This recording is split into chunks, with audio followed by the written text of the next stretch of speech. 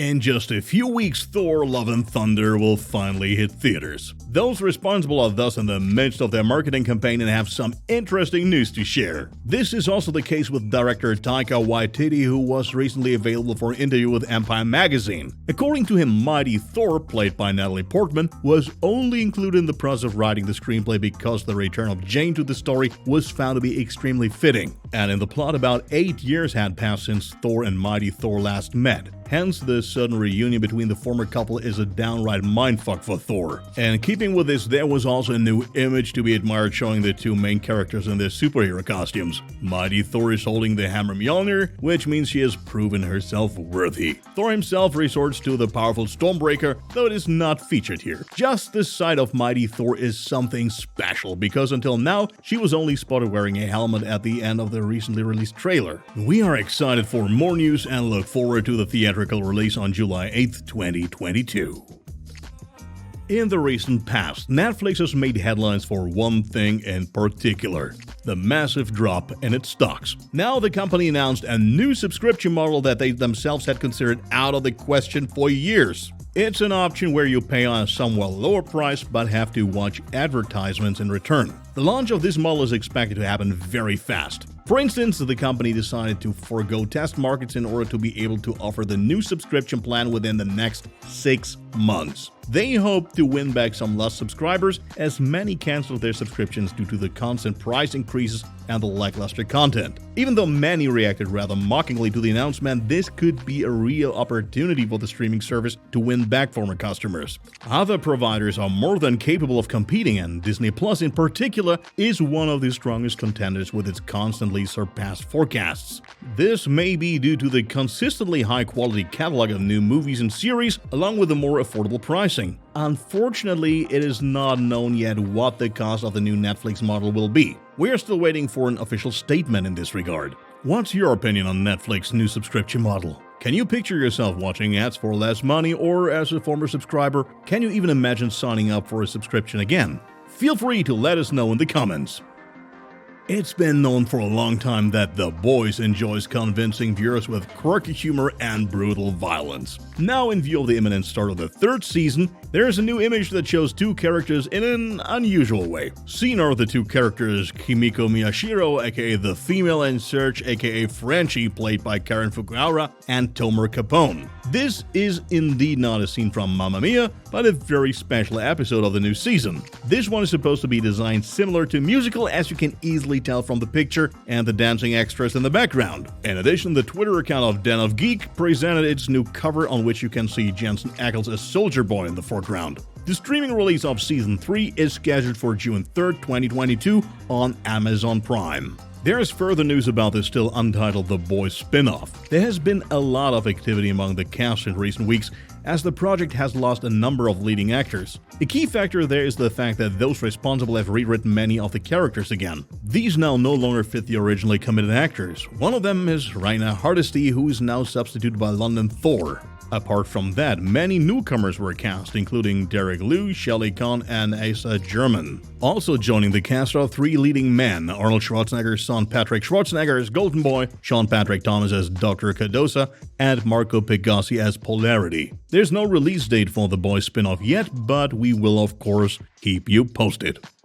As Disney announced this week, the filming of the new Ahsoka series has officially started. You can see a photo of the director's chair, which, given the typical cowboy hat, most certainly belongs to director Dave Filoni. It can be assumed that Filoni, who is very popular among fans, will direct one or even several episodes of the series, although details about this are not yet known. The fact that the 47-year-old was chosen to direct Ahsoka is no mere coincidence. After all, he was also in charge of the first Clone Wars film. In it, Ahsoka also made her first appearance as a Jedi apprentice to Anakin Skywalker. Since then, Filoni and his character have been inseparable. For this reason, we think it is likely that Filoni will not direct just any episode. He will probably direct the pilot episode right away. This way, as the creator of the character, he can set the overall direction of the series. Spider-Man Into the Spider-Verse director Peter Ramsey will also be responsible for at least one episode. The plot of the series is not known yet, but we can certainly expect appearances by Rosario Dawson as Ahsoka Tano, Hayden Christensen as Anakin Skywalker, and Natasha Liu-Bordizzo as Sabine Wren. We will also get to see Ivana Sakno, Mary Elizabeth Winstead, and Ray Stevenson in as yet unknown roles. A release date has not been provided so far.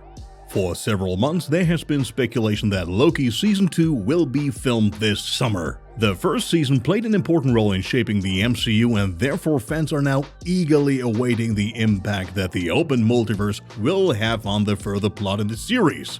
Via the productionlist.com website, it has now been possible to pinpoint the concrete kickoff date for the shooting, and that is on June 6, 2022. Besides that, there will be some changes behind the camera. First, screenwriter Michael Waldron has taken the place of his colleague Eric Martin. Second, there is also a substitute for director Kate Herron, namely the two Moon Knight directors Justin Benson and Aaron Moorhead. As for the cast, officially returning are Tom Hiddleston as Loki, Gugu Mbatha-Raw as Ravonna Renslayer, and Owen Wilson as Mobius and Mobius. More actors are expected to be added to the cast in the coming weeks. Sadly, there is no release date for Loki Season 2 yet, but a release during the coming year is deemed likely.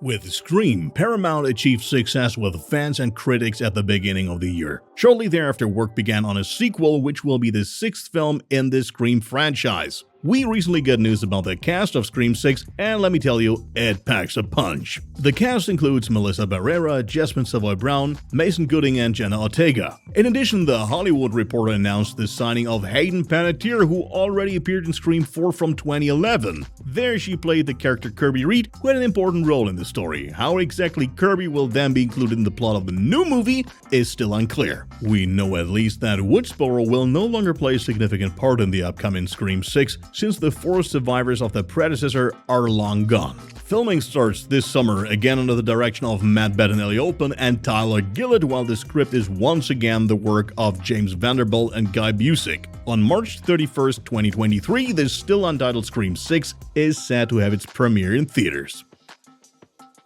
When Netflix released the drama series Cobra Kai on the streaming service in 2018, surely nobody expected it to have such a staying power. Fans can soon look forward to the fifth season as Netflix has released a brand new trailer. The plot is set to resume smoothly into season 5, directly following the end of the fourth season. There's plenty of potential for thrilling storylines, with events such as Daniel LaRusso and Chozen Taguchi teaming up against Silver. The latter is trying to expand the Cobra Kai dojo in the absence of John Kreese. In addition, there are Johnny Lawrence and Robbie Keane, who both want to track down the missing Miguel Diaz. A large part of the plot is to be based in Mexico. Fortunately, the trailer also revealed the official release date for the fifth season of Cobra Kai, which is September 9th, 2022.